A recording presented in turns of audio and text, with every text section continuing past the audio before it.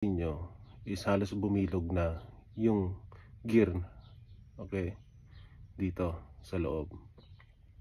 Kapag bumilog yan, hindi na to kakapit at hindi na iikot, mawawala na ng supply ng langis ang iyong makina. Ang pinakamaganda niyan, ipasilip nyo yung rotary nyo, pumunta kayo kay na Doc Nick or kay na Doc Mike at bumili na kayo ng piyesa kay Ma'am Julie. Mura lang to. Okay, tanong-tanong na kayo para hindi na kayo masira. Huwag na nating hintayin yon. Okay, bumili kayo, ipasilip nyo yung rotary nyo kung okay. Kung okay, mas maganda, meron kayong reserva na agad na ganito. Okay, tawag dito is oil gear pump. Okay, yan, or rotary pump. Alright, thank you for watching. So drive safe, ingatan nyo yung mga sasakyan nyo. Huwag na nating hintayin na umilaw yung X na yan. Alright, pass is pass, X is X. Bye bye.